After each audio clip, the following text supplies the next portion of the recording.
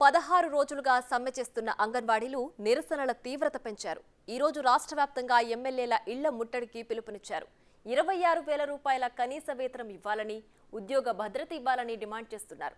ప్రభుత్వంతో నిన్న జరిగిన చర్చలు విఫలం కావడంతో అంగన్వాడీలు విఫలమవడంతో ఆందోళన కొనసాగిస్తున్నారు. తమ న్యాయపరమైన డిమాండ్స్ నెరవేర్చకపోతే సమ్మె కొనసాగిస్తామని హెచ్చరిస్తున్నారు.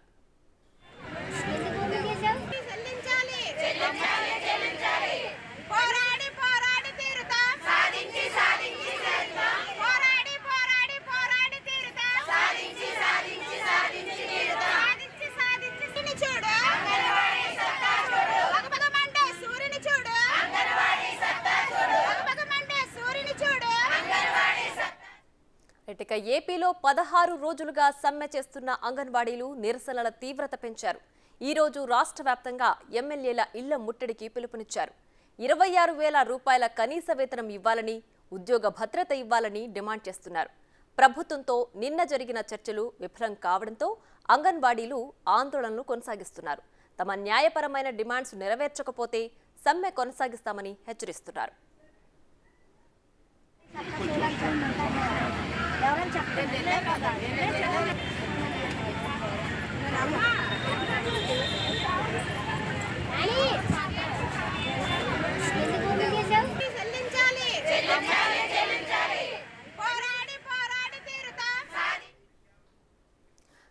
విశాఖలో జరుగుతున్న అంగన్వాడీల ఆందోళనలపై మరింత సమాచారం మా ప్రతినిధి శివశంకర్ లైవ్ లో అందించడానికి సిద్ధంగా ఉన్నారు.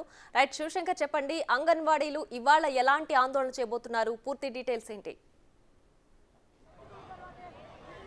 ప్రియా, అయితే ఇంతవరకు కూడా 16వ రోజు చేరుకుంది అంగన్వాడీలు చేస్తున్న ఆందోళన. ఇప్పటివరకు 17 రోజులు పూర్తి ఎలాంటి రాజీ పడకుండా మక్కువని దీక్షతో అయితే అంగన్వాడీలు పూర్తి స్థాయిలో నిరవధిక సమ్మె చేస్తున్నారు. ఇప్పటివరకు కూడా మనం చూసుకున్న ఈ 15 రోజులు కూడా మనం చూసుకున్నాం.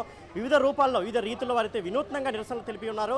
అదేవిధంగా మనం చూసినట్లయితే ఎక్కడా కూడా మనకి వాళ్ళు రాజీ పడిన సందర్భం కూడా కనిపించలేదు. ఇప్పటివరకు 4 దఫాలు చర్చలు జరిగినా కానీ ఎక్కడా కూడా వాళ్ళు అనుకున్నదే సాధించే వరకు పట్టుపడి పోరాడి సాధించి తీరుతాం తప్ప ప్రభుత్వానికి ఎట్టి పరిస్థితులు లొంగేది లేదని చెప్తున్నారు. అదేవిధంగా ఏదైతే సుప్రీంకోర్టు వారికి చెప్పిందో సమాన పనికి సమాన వేతనం ఇవ్వాలో అది ఖచ్చితంగా ఇచ్చి తీరాలి. అదేవిధంగా ఎన్నికల ముందు ప్రస్తుత సీఎం జగన్మోహన్ రెడ్డి ఏదైతే హామీ ఇచ్చారో తెలంగాణ కంటే అధిక వేతనం ఇస్తామని ఖచ్చితంగా అది కూడా చేసి తీరాలి. 26,000 రూపాయల కనీస వేతనం ఇవ్వాలి. అదేవిధంగా చూడండి మిగతా డిమాండ్లు మనకు ఏదైతే ఉన్న అంగన్వాడీని ప్రభుత్వ ఉద్యోగం గుర్తించాలని చెప్పి, అదేవిధంగా రిటైర్మెంట్ బెనిఫిట్ 5 లక్షల రూపాయలు ఇవ్వని చెప్పేసి వాళ్ళైతే వివిధ రూపాల్లో నిరసన తెలుపుతున్నారు. గత 15 రోజులుగా తెలుపుతున్నారు.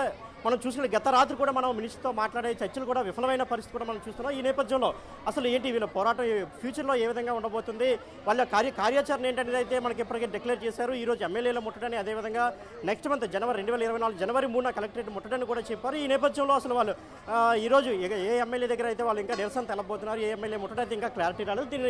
దీనిపై పూర్తి స్థాయిలో వాళ్ళతో మాట్లాడే ప్రయత్నం చేద్దాం. ఇక్కడ మనకి అంగన్వాడీ నాయకులు చాలామంది ఉన్నారు. వాళ్ళ యొక్క ఈరోజు ప్లేట్లు అదేవిధంగా స్పూన్లు పట్టుకుని నిరసన తెలుపుతున్నారు. వారితో మాట్లాడే ప్రయత్నం చేద్దాం. మేడం, చెప్పండి, ఈరోజు మీరు ఏ విధంగా అంటే ఏ ఎమ్మెల్యే ఇంటికి వెళ్ళి ముట్టడి చేయబోతున్నారు, మీ యొక్క నిరసనలు ఏ విధంగా తెలియజేయబోతున్నారు? అదేవిధంగా గత రాత్రి ప్రభుత్వంతో జరిగిన చర్చలు కూడా విఫలమయ్యాయి. దీన్ని ఏ విధంగా చెప్పచ్చు? రాత్రి అయితే మాకైతే ఏమైనా చర్చలోని గుడ్ న్యూస్ చెప్తాడేమో చాలా ఆసక్తిగా చూసాం సార్. కాకపోతే మాకేమీ చేయలేదు. 4 సార్లు మమ్మల్ని చర్చలు పిలిచారు కానీ మా వాళ్ళు అందరూ కూడా ఎంతగానో ఆశపడ్డాం ఏదో ఒక న్యూస్ చెప్తారు, ఈ రోజు మేము విధుల్లోకి వెళ్తామని ఆశపడ్డాం. కానీ ఎటువంటి ఆశ కూడా మా ఆశను నిరాశ చేశారు ఆయన. అయితేను కనీసం మేము అడగలేదు, అడగకుండానే ఆయన మాకు హామీ ఇచ్చాడు. ఆయన తెలంగాణ కన్నా 1000 రూపాయలు అదనంగా ఇస్తానన్నారు. అదనంగా కాదు కదా, ఒక 1000 రూపాయలు పెంచి కామ్గా కూర్చున్నారు ఆయన. కనీసం అసలు ఏమనుకుంటున్నారు ఏంటి మాకైతే అర్థం కావట్లేదు. దయచేసి మమ్మల్ని అర్థం చేసుకొని ఎన్నాళ్ళైనా సరే, సంవత్సరం కాదు ఎన్నాళ్ళైనా సరే ఆయన వెనక్కి వెళ్ళిపోవాలి. కానీ మేమైతే వెనక తగ్గేది లేదని చెప్పేసి మా అంగన్వాడీ తరపున మేము చెప్తున్నామండి. ఎందుకంటే మేము ఇప్పుడు అదనపు వేతనకు అదనపు పని అడుగుతున్నాం. మేమైతే ఎందుకు అడుగుతున్నాము, ఇప్పుడు ధరలు పెరిగాయి రీతిగానే మేము ఆ వేతనాలు కూడా పెంచమని మేము అడుగుతున్నాం. మేము న్యాయమైన కోరికలు అడుగుతున్నాము. మేమేమి గొంతముల కోరికలు కోరట్లేదు. మేమేమి న్యాయమైన కోరికలు కోరి మాకేమంటున్నాం గ్రాడ్యుయేట్ కల్పించమంటున్నాము. సుప్రీంకోర్టు తీర్పు ప్రకారం 26,000 రూపాయలు ఇవ్వమని చెప్తున్నాము. అంతమించి మేమేమి అడగట్లేదు. మాకున్న హక్కులు మేము అడగడానికి కూడా మమ్మల్ని ఎందుకంటే ఇలా రోడ్డు పాలు చేస్తున్నారు. 16 రోజులు అయినా సరే ఈ రోజు కూడా ఏ ఒక్క నాయకులు కూడా వచ్చి మమ్మల్ని స్పందించి ఇస్తాము, చేస్తాము, చూస్తామని మాట్లాడేవాళ్ళే కానీ ఎవరు కూడా చేసేవాళ్ళైతే మాకైతే కనబడట్లేదండి. కానీ మేమైతే ఈ యొక్క కొనసాగింపు మాత్రము ఎంతవరకైనా కొనసాగిస్తామండి మేమైతే. ఈ విధంగా చెప్తున్నారు. ఎట్టి పరిస్థితుల్లో కూడా ఈ నిరవధిక సమ్మె ఆపేదని చెప్తున్నారు. అదేవిధంగా మనకి సిఐటియు నాయకురాలు కూడా మనతో ఉన్నారు. ఆవిడతో మాట్లాడే ప్రయత్నం చేద్దాం. మేడం, చెప్పండి, అంటే 15 రోజుల నుంచి కూడా నిరవధిక సమ్మె జరుగుతుంది. సిఐటి అనుబంధ సంస్థగా కూడా మీరు కూడా దీనికి సపోర్ట్ చేస్తున్నారు. అయితే ఏ విధంగా ప్రభుత్వంతో చర్చలు విఫలమవడం కావచ్చు, అదేవిధంగా గతంలో అటు సచివాలయ సిబ్బందితో వాలంటీర్లతో తలుపులు పగడగొట్టించి అంగన్వాడీలు ఓపెన్ చేసి వాళ్ళు సేవలు చేస్తున్న పరిస్థితి, ఇదంతా దీన్ని ఏ విధంగా చూడొచ్చు? ప్రభుత్వం చాలా మొండిగా ఉందండి. నేనేమో చోడవరంలో కరణం ధర్మశ్రీ అక్కడ ఎమ్మెల్యే మీ ఉద్యోగాలన్నీ తీసేస్తానని చెప్పారు. మరి ఆయన ఉద్యోగం మేము ఉంచాం. అలాగే బొత్స సత్యనారాయణ జీతం తప్పితే మిగతావన్నీ అడగండి అని చెప్తున్నారు. మరి వాళ్ళ జీతాలు పెంచుకోలేదా? మా జీతాల దగ్గరికి వచ్చేసరికి గవర్నమెంట్ కష్టంగా ఉందా? అయినా బొత్స సత్యనారాయణ గారు లాంటి తెలివైన ఆయన ఈ రాష్ట్రాన్ని నడిపిస్తున్న మనిషి పిలిచిన తర్వాత మేము ఎంతో కొంత మేలు జరుగుతుందని ఆశించాం. కానీ ఆయన కూడా మమ్మల్ని మోసం చేశారు. సీఎం గారికి అన్నీ తెలుసు, కానీ ఆయన ఏమీ స్పందించరు. మేము ఒకటే చెప్పదలుచుకున్నాం, మాది న్యాయమైన డిమాండ్. 11,500 రూపాయలతో బతకడం ఎంత కష్టమో ఎవరికైనా తెలుసు. ధరలైనా తగ్గించండి, లేదా మా వేతనాలైనా పెంచండి.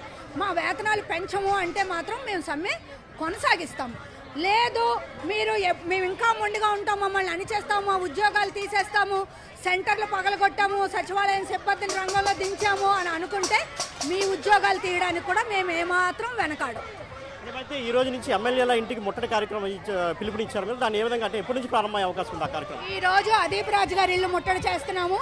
అలాగే అక్కడ అవంతి శ్రీనివాసరావు గారి ఇల్లు ముట్టడి చేస్తున్నాము.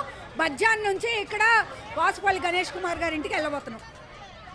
సో ఇది పరిస్థితి ప్రియా. అయితే మనం చూసుకోవచ్చు, ఈరోజు అదీప్ రాజ్ ఇంటిని అయితే ముట్టడించే కార్యక్రమం ఉంది. అదేవిధంగా మాజీ మంత్రి అవంతి శ్రీనివాస్ ఇంటిని కూడా ముట్టడించబోతున్నాం. ఎట్టి పరిస్థితుల్లో కూడా వెనక్కి తగ్గేది లేదు. గత రాత్రి బొత్స సత్యనారాయణ మాటలు కూడా చాలా వ్యంగ్యంగా ఉన్నాయి. ఎట్టి పరిస్థితుల్లో మీ ప్రభుత్వాన్ని సహించలేదు, ఓటుతోనే బుద్ధి చెప్పే పరిస్థితి కూడా రాబోతుందని అయితే వాళ్ళు చెబుతున్నారు. Right, thanks for the updates Shivshankar.